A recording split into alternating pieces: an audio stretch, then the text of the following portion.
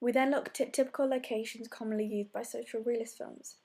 They're usually very unglamorous locations, such as Warp's film This Is England, which is mainly filmed in Nottingham, in working class areas such as estates. But rom-com films, especially working title films, are usually set in London or the south, such as Notting Hill, or an idyllic little village like in The Holiday. This inspired us as we chose bits of both, as our moorland shots are very realistic and brooding and unglamorous, whereas the shop scene is very glamorous. From costume, we found that social realist films, for example Sweet 16, commonly used chavvy clothes, for example tracksuits, or like in This Is England, they wore mod clothes, which is fitted with the era that it was set in. Whereas in rom-coms, again, they're more dressed in more glamorous clothes, and characters are stereotyped by their clothing as well. For example, Yorkshire people would be dressed in full tweed and would wear a flat cap. We then chose our target audience, which for us was 15 to 21. So we chose a youthful young audience, as we are in that target age, so therefore we would more clearly understand what people of our age would want to see. So we would understand this audience better than if we chose a younger or an older audience.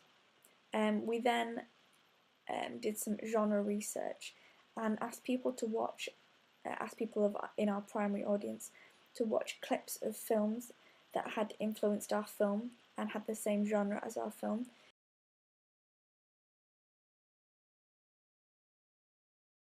And asked if they recognised the film and if they would watch it, to see if this would appeal to them. This helped us to get a better understanding of what a youthful audience would want to see. And most people recognise the rom-com films rather than social realist films. The rom-com films were, for example, Pretty in Pink, The Breakfast Club, where as the social realist films was This Is England. And we also showed a clip from Submarine, which is a hybrid of both genres. We then did character research and got inspiration for our female protagonist from the Molly Ringwald character in Pretty in Pink. We also were inspired by the Ducky character, as he was quirky and crazy, and we wanted our male protagonist to also represent these characteristics. We took inspiration from the opening bedroom shots of Submarine, as they were quirky and featured unfamous artists and retro mise-en-scene. This created exposition of the character and made him seem a lot older than he was. We also wanted to create this effect in our film, so in pre-production we had to plan which mise-en-scene, props that we wanted to create this exposition of our character. I printed off about 30 pictures of obscure artists, and we found some retro furniture, for example a clock and a retro telephone. We gathered some books of quirky kind of artists and directors. For example, we had a Wes Anderson book. He's a quirky director, and we used this to create exposition of our character, that they were an individual and quirky. And researched shot types. Many films such as Submarine and American Werewolf in London use long establishing shots of scenery to set the scene, whereas more rom-coms open with close-up shots of the central protagonist, for example in Wild Child. The research into music showed us that Submarine used Alex Turner from the Arctic Monkeys, as they had signed to Warp Music. We took one of the Arctic Monkeys' slow songs, and we had to plan where we would get it recorded, and we had to arrange with Connor from Music College in Leeds to record it for us. We organised practice recordings with him to make sure that he knew exactly what we wanted, and we also sent him examples of exactly what we wanted as well. So we used an acoustic guitar, which would signify the romantic genre. We looked into the titles from rom-coms. For example, You've Got Mail. We looked at the order of the titles and how they they had phrased them. For example, they used the word starring and then the actor, produced by. This helped us plan for our titles that we would use. We then created a very detailed storyboard, call sheets for all the shoots, and a screenplay. This was a step up from our prelim and Swede.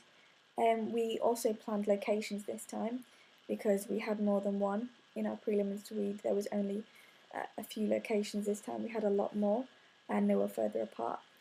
We had to look into the time of day, so what kind of light that would affect the lighting. The weather could affect filming as well.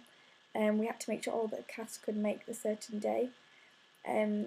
We originally asked Chantel to play Holly, but she couldn't make the shooting, so we had to recast her with Lucy. But again, Lucy couldn't make some of the shoots, so we had to recast her to Holly. This was very difficult, but due to giving ourselves enough time to be able to recast, this was possible, so we didn't affect filming. I planned the morning shots, so it would be a sunny day but cloudy to create the atmospheric shots that I wanted that were inspired by Submarine. To do this, I looked at the weather forecast and planned the days. I also made sure that it was in early morning so that the clouds would be hiding kind of the sunrise as well to get that kind of effect. So I went about 9 o'clock to get the early morning sun.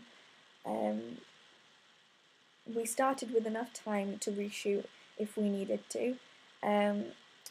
So over a period of time, it was over a period of time, not just one day as it was for the prelim and the Swede. But this was useful as we did have to reshoot the bad boy scene, so that gave us enough time to be able to do that. We also planned different shot types before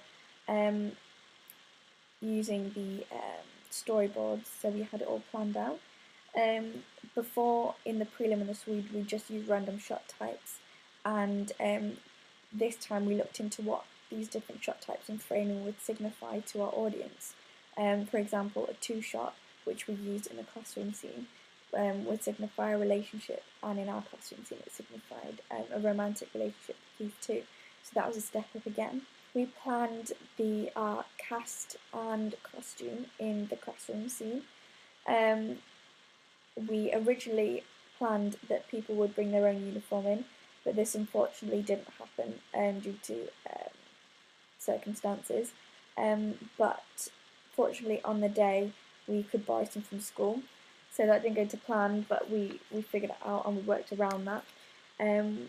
We organised for a drama class to come in and act as extras to make the classroom scene seem more realistic, to create and reach realism as well. Some people costumes were smart, so the top button was done up, while others had their top button undone and they're tied very short and scruffy. Some worked whilst others messed around, which signified the different personalities in the classroom and made it seem more realistic.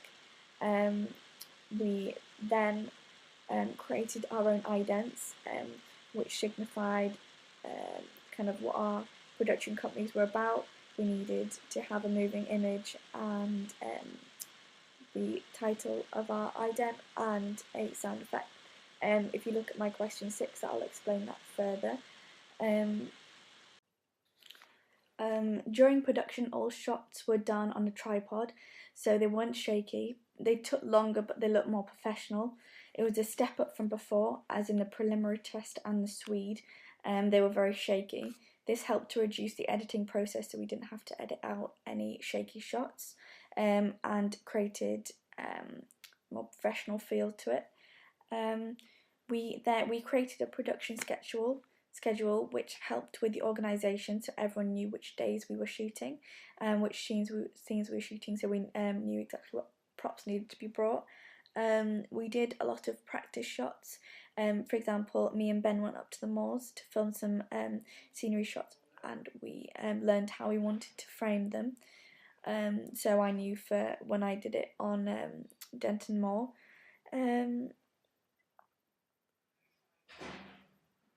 We found out that we didn't want any human elements in the Moreland shots, for example, roads and cars or litter, as it took away from the atmospheric feel of the shots, except for the house, which was indicated to be where Holly lived, showing that she lived in a rural area, which added to her quirky nature, as you wouldn't expect a younger person to live in a rural place. You would expect her to live in a busy city.